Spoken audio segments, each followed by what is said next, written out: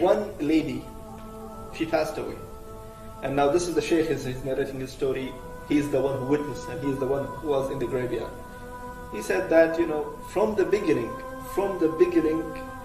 the situation was not well. I can see the situation is not well. While giving the ghusl, the face is I can realize, because he's going through experience of 30 years, and smell from the other side and all the other signs. He said, okay, till here I can ignore, and I can just say, okay, maybe it's just a smell coming out of the body and dead body and whatsoever. He said until they took the body into that bed, and they carried the bed until the graveyard, or until the grave, The Shaykh saying, in the graveyard, we were more than we are a big in number. The number can flip the whole car, We were many in number in the graveyard. Now we want to carry this woman and put her inside the graveyard, or the grave, and she is not moving. The 5-6 brothers are trying to, pull this lady. She is not moving. Another 4 or 5 brothers coming and trying to hold this body, and she is not moving. And that's why the Shaykh said, our number was enough to flip the whole car. But this body, with small size and small body, she is not moving from her, that bed. So what's wrong? And he did his best. That body is not moving from that bed. And now he said, I went through all these fiqh issues and all these books. There is nothing like that. Okay, if it's bleeding, you do this. If it's broken, you do this. If you have body chopped into many pieces, what you will do, how you will do ghusl and bath and everything. But I never ever come across with this kind of situation, So I have to call one of the mashayikh. And the situation was really bad. Even though he was saying, before calling the Shaykh, he was standing in between the grave. So one feet is here and the other feet is here. The hole is in between his legs, so he can at least help. But the thing is, the body is not moving. So at the end, when he gave up, he said, let me call one of the mashayikh and ask what to do. So he called one of the mashayikh, and he just in a very fast way, he said, this is the scenario, what should I do? I don't know what to do.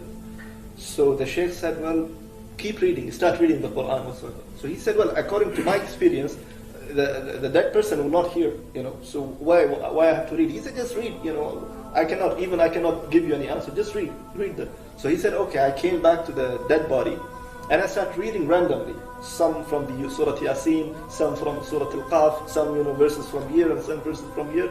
And the first thing, of course, you take the person into the grave is the legs.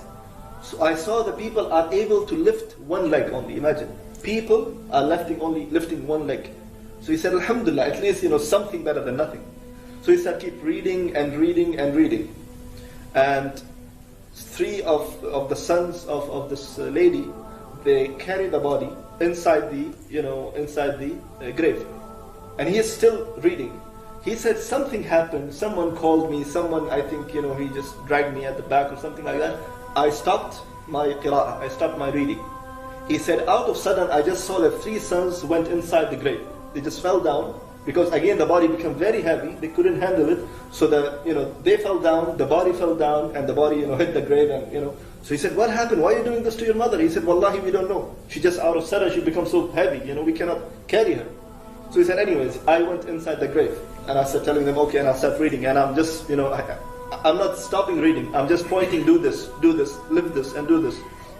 And he said, as a man, as an ajnabi, as a stranger, I cannot touch her, because there is mahram, there is sons and the relative of this lady, so I cannot touch her unless she is completely alone. So I'm just telling and giving the advices what to do and what not to do.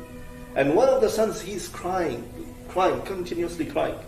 So the Shaykh said, what's wrong? What's wrong? He said, Shaykh, Allah khallik, may Allah save you. Don't say anything to people. Just protect, or what you call it, istar ala ummi, means just make sitr, just protect, and don't say anything about my mother to anyone. He said, I didn't see anything, what you talking about? He said, that's it, Shaykh. I'm just telling you, please protect the name of my mother at least. The Shaykh couldn't understand anything. And then the Sheikh wants to come up, and before coming up from the grave, the son said, may I see my mother's face?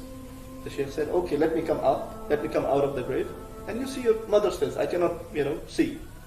So the Sheikh came out, and then the son saw the face.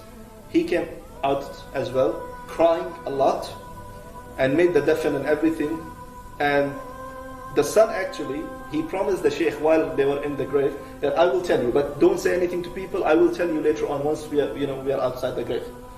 So once it's done and the son is crying, he took him into the side. The Sheikh said, what's wrong? Why are you crying? And he said, no, I will not tell you. He said, you promised me. You promised me you will tell me. He said, no, I cannot tell you, Sheikh. He said, why you promised me and you have to fulfill your promise. He said, I have to just tell you one thing. That the woman that we just buried, she is not my mom. She was not my mom.